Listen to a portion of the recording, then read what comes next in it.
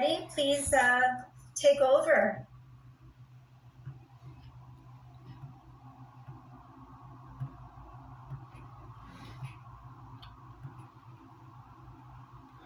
All right. Good afternoon, everyone. I'm Ritvik, and here we are to discuss one of the most important topics, that's our research papers that I have done on Embraced by the Needle. Now, why did I actually choose this topic? Well, there's actually a science behind this or a story behind this. 10 years ago, I received a call from a friend who started telling me about problems in relationships, problem in relationships with parents, and was really troubled by it. And that friend of mine actually gave me an insight into what was going on in his mind. He said, if this doesn't resolve, I am going to get into drugs. And I was not happy hearing that. And from that day onwards, till date, and moving forward as well, I decided that I will ensure that whoever goes through such experiences should be motivated, should be brought out of basically should be brought out of these situations, and should be helped to choose the path for their life. So that is why I became a motivation speaker about 3 years ago when I was back home, and I still am that. So the thing is that this particular topic, that's Embraced by the Needle, I chose this topic based on my past experiences with people dealing with drug addictions and on people dealing with problems that lead to drug addictions. But what exactly happens is in this case is, well, it's I always give them the choice. You either have life's intensity or the needle's ferocity. You got to choose one of them. So it's either affliction or addiction. You choose. It's either perseverance or acquiescence. Once again, you choose. Or you either anticipate it or you capitulate, right? So this is life's intensity versus the needle's ferocity. You go for the intensity of life. You need to affliction, perseverance, and anticipation. You go for the needle's ferocity. You have addiction, acquiescence, and capitulation. So you have to make a choice. We all need to make a choice on what exactly we want in our life. And that's exactly what happens next, is why actually embrace the needle. And there are three things, the three major reasons why people actually embrace the needle. And that's either due to discontentment, abandonment, or due to someone else's delinquent, right? So discontent, abandonment, delinquent. These three things is what I based my entire research study on. So discontent is, of course, I'm discontent on something, I'm going to embrace the needle. Due to abandonment, I can embrace the needle. Or due to delinquence on the part of, let's say, older folks, well, people embrace the needle. So now, here's the problem. And this is exactly my thesis statement, which I've put in my research paper.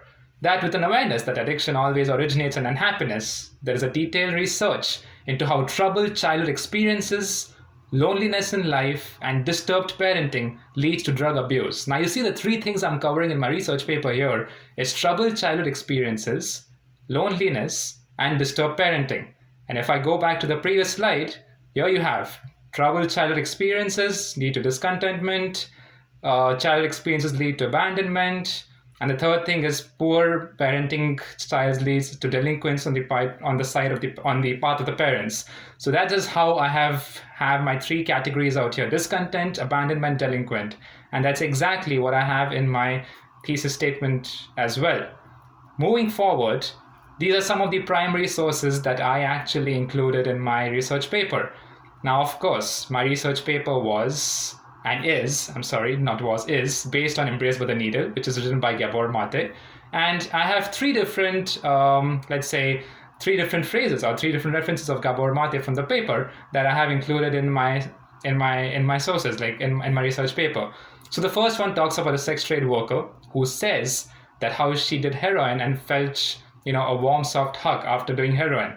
Well, this is basically due to something being discontent, basically. So it's being discontent, abandonment. These things, this is like one of the phrases I included. The other one is scrawled with cruel eloquence on the wall of Anna's room at the Portland Hotel in the heart of Vancouver's downtown east side. Any place I went to, I wasn't wanted. This is abandonment. Once again, you see abandonment over here. That's exactly why this lady is where she is. And she's talking about how abandonment actually led her to drug abuse.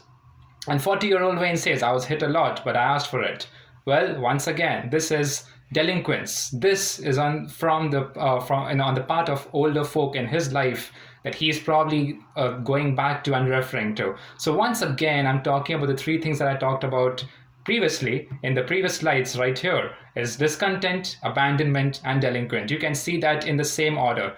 The discontent example, the abandonment example, the delinquent example right here in this particular form, right?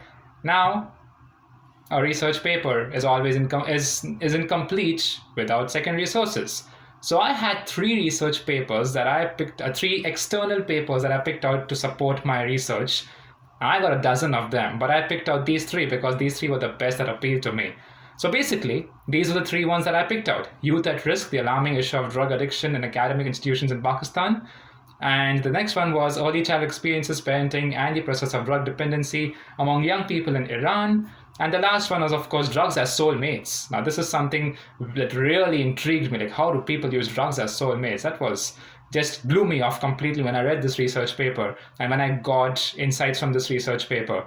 Now, basically, there are a lot of Asian examples over here, but the last one was, of course, related to the American society. So me being from Asia, well, I had two research papers from Asia that actually, kind of blew my mind off. And the last one, of course, talking from the Canadian and from the American point of view, I included this research paper. I could have put more in, but I just thought that these three kind of define my my approach to this research paper.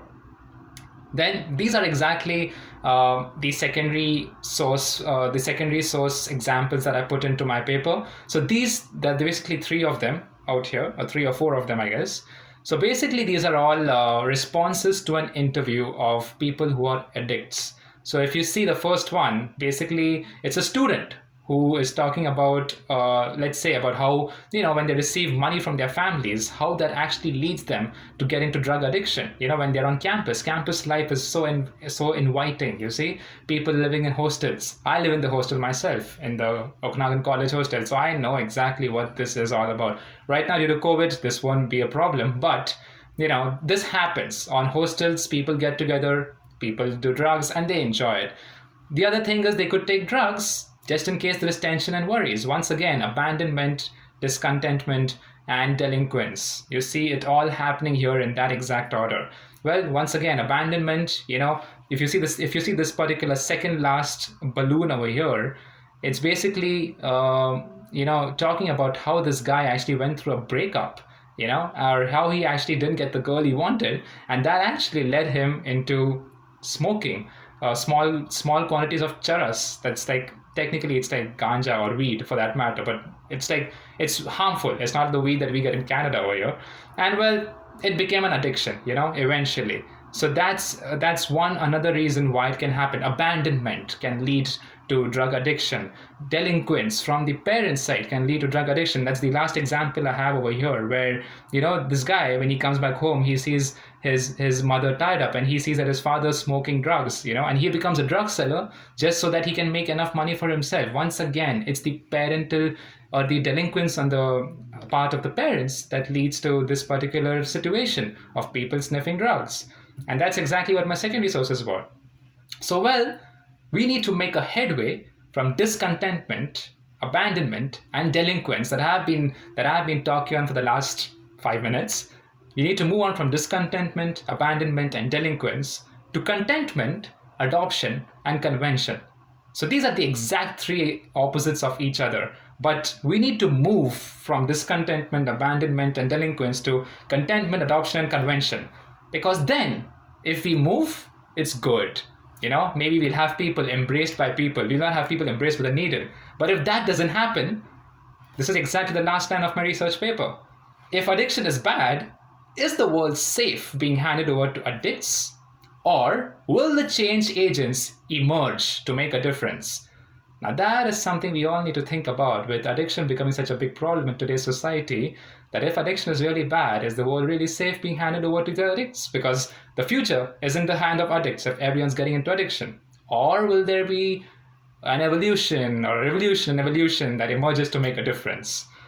So well, thank you so much. That was my presentation. So if anyone has questions, I'm free to answer. Fantastic, Ridvik. I know you can't hear the applause from everybody, so in lieu of applause, everybody just write wonderful comments in the content. So make everyone feel great. Really fantastic. I love how you started us off on these presentations. That was very professional, and the repetition of coming back to your thesis statement was very appreciated. Thank you for going first. I know you wanted to, but you did a really wonderful job. Thank you. Thank you so much. Thank you. Well, I think what we'll do with questions, just to make sure we have enough time for everybody, we'll go through all of our presentations, and if we have time at the end, we can open it up for questions for anybody. How does that sound? Is that okay? Perfect. Thanks, Ritvic. Thank you. McKenna, you're up.